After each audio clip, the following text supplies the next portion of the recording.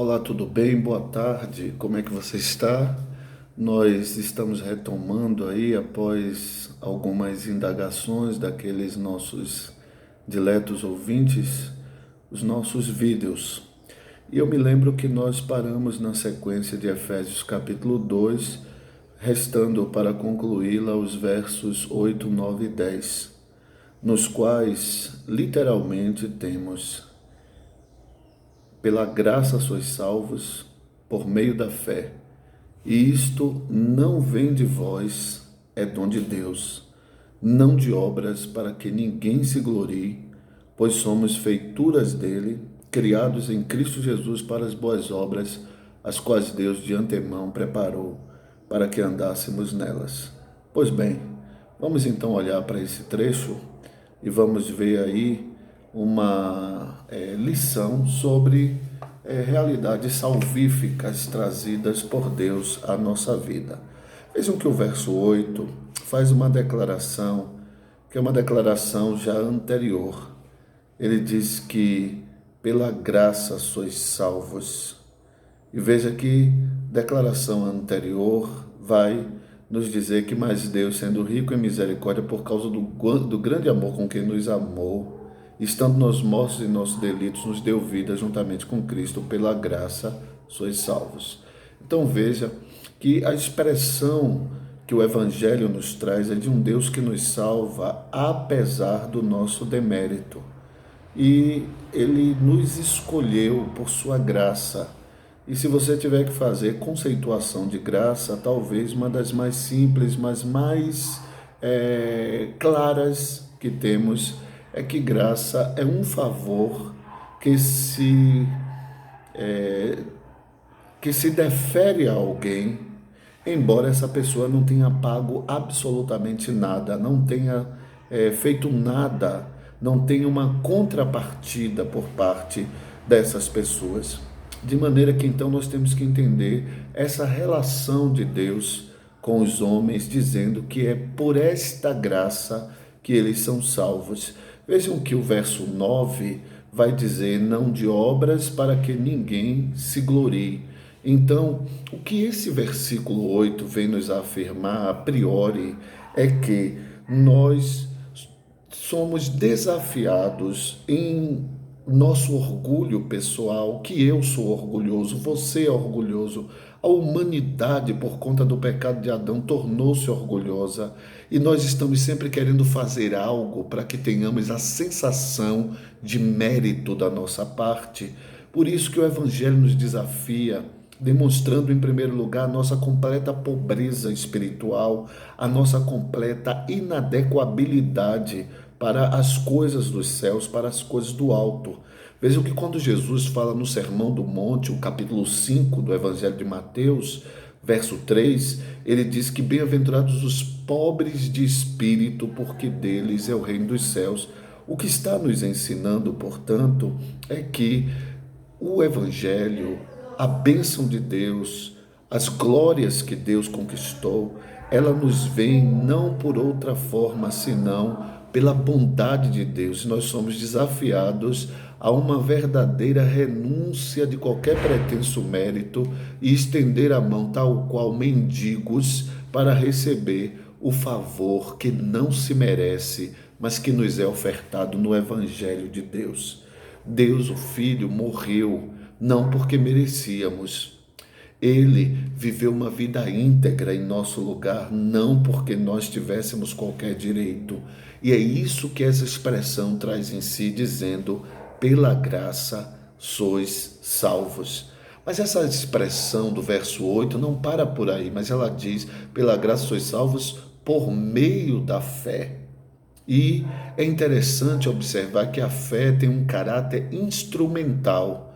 A fé não é o fim, a fé é o meio de apropriação. Pensem que você vai tomar uma sopa e você usa a colher para se apropriar da sopa. Porém, a colher não é a sopa, a colher é meio de apropriação. Você poderia ter a colher, mas se não tivesse a sopa, que é a essência, você morreria de fome.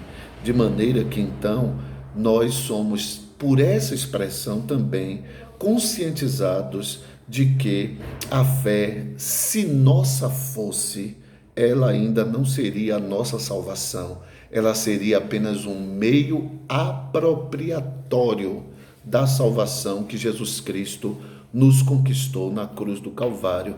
Pense então que a fé ela tem esse caráter instrumental, mas para tirar de nós qualquer pretensão de que a fé é nossa, o texto continua dizendo: pela graça sois salvos por meio da fé, e esta fé não vem de vós, ela é dom de Deus. Então veja que até a própria fé que nós exercitamos, recebendo os benefícios que são nos apresentados na cruz do Calvário, da cruz do Calvário por Cristo Jesus, ela, na verdade, é concedida por Deus. Por isso que a fé não é de todos.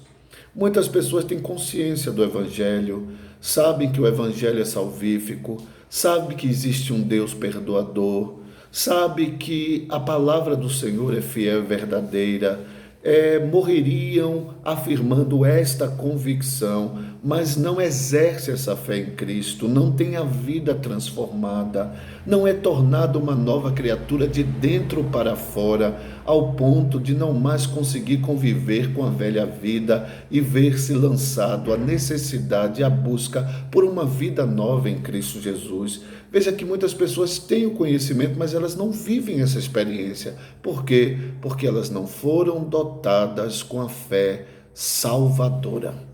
Então, nós percebemos a completude deste versículo 8 de Efésios 2, dizendo que pela graça sois salvos por meio da fé. Isto não vem de vós, isso é dom de Deus. Mas, enfaticamente, o verso 9 coopera dizendo não de obras, para que ninguém se glorie. O que significa dizer que essa expressão do verso 9, mais uma vez, reforça a nossa tese, a nossa afirmativa, com base na tese bíblica, de que a fé não é nossa. Por quê? Não de obras para que ninguém se glorie. Se a fé fosse algo essencialmente, algo inato do homem, algo do homem, e ele a exerce como sendo algo dele, e um exercício feito por ele mesmo, sem a graça de Deus, eles poderiam dizer: não, eu tive participação, eu operei, eu criei. Mas a grande verdade é que o verso 9 tira de nós essa pretensão e demonstra mais uma vez que a fé é um dom de Deus, quando diz não de obras para que ninguém se glorie. E é claro, essa declaração faz com que percebamos que qualquer obra nossa é insuficiente para nos habilitar a requerer, a exigir o favor de Deus. Mas então, você diria, então uma pessoa é salva pelas obras e ela não tem qualquer tipo de obrigação com as obras. Para a salvação, não. Porém, embora não sendo salvo pelas obras, somos salvos para a prática de boas obras. As boas obras, portanto, são o que poderíamos dizer a evidência de que Deus de fato operou em nós e nos salvou. Mas quais boas obras? Qualquer uma, não. Aquelas que Deus estabeleceu. Por isso o verso 10 diz, não de obras para que... O verso 9, né? Não de obras para que ninguém se glorie. E o verso 10 diz, pois somos feitura dele, criados em Cristo Jesus para boas obras, as quais Deus de antemão preparou para que andássemos nelas. De maneira que essas boas obras são todas aquelas obras que estão alinhadas com a palavra de Deus. Não é qualquer tipo de boa obra, mas são boas obras como, por exemplo, o andar santo diante do Senhor, o repudiar o pecado, o praticar coisas que de fato agradam ao Senhor no sentido mais estrito. E aí, para tanto, eu quero lhe dar um exemplo. Muitas pessoas acreditam que a distribuição de preservativo faz parte dessas boas obras. Eu diria que, muito embora evitasse gravidez, evitasse a proliferação de doenças sexualmente transmissíveis, boas obras não estão enquadradas aqui. Nesse particular, boas obras seria a pregação da abstinência sexual, no sentido dos solteiros.